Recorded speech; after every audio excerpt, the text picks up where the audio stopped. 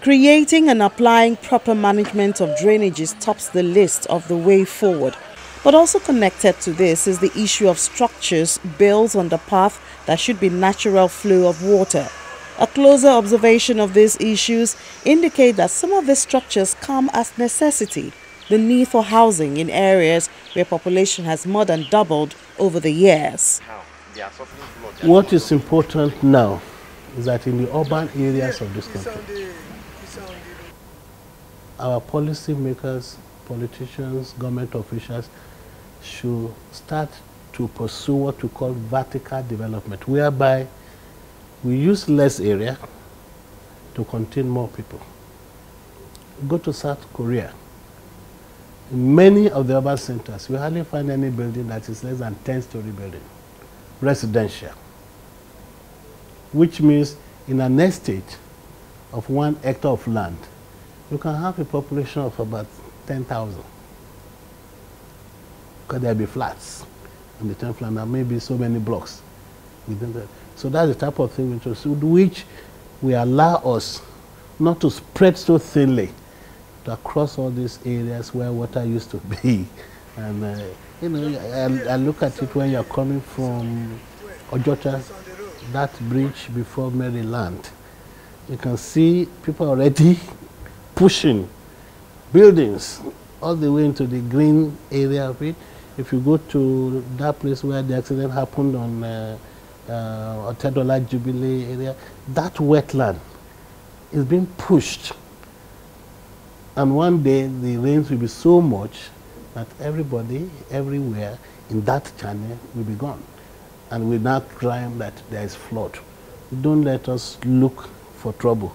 Let's the government in all the urban areas go back, look at the original maps of these places and see how we can restore as much as possible, not completely, much of the initial drainage system, and pursue a very well-formulated vertical development plan for this area so that we do not continue to spread so thinly. Everybody is occupying the whole of Lekki, and the total population of that place is so sparse when you look at it. But if we are able to make it to look for vertical development, residential areas with power available that can allow water to go to the 10th, 15th floor, then we'll be able to reduce the rate at which we are encroaching upon this natural landscape. We can use them, but they need proper planning. So the question is not are we ready? The question is we should be ready and we need it. Otherwise, I'm still surprised. If you look at what we are doing to ourselves now, the whole of Lagos to Ibadan is more or less being occupied by all kinds of 2-bedroom bungalow spaces. So what happens to the next generation? Where will they get houses to build if we do not start to look at the possibility of vertical development? And this thing is not difficult. If you have a whole estate where 10,000 people have a power plant there that they will pay for, using gas or whatever, and people will pay for it. But we have to be ready. We have to just be ready. Otherwise, it doesn't make any sense to me for a country where in some parts of the country it does not rain for about 5 to 6 months. And anytime it rains for 2 or 3 days, we keep on rushing that our houses have been washed away. In the northern part of Nigeria, for instance, it's what we call the Hausa plain. Most of the lands are fairly flat. So when you have cities that has no drainage, because they believe the soil will just absorb it, the soil will absorb it, it will lead to trouble.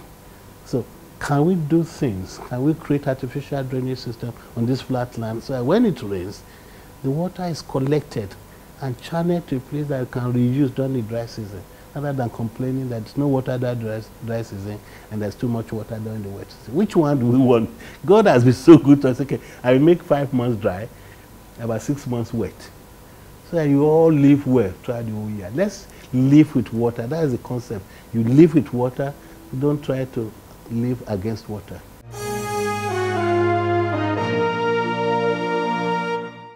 The rains are not over for 2018. That means that there's still an opportunity to save lives and property, and the fastest way is waste management. this starts with the way you dispose of that PET bottle and sachet, because it could end up blocking that canal in your neighborhood. Well, that's our big story. Thank you so much for watching. I'm Ini John-MEKWA.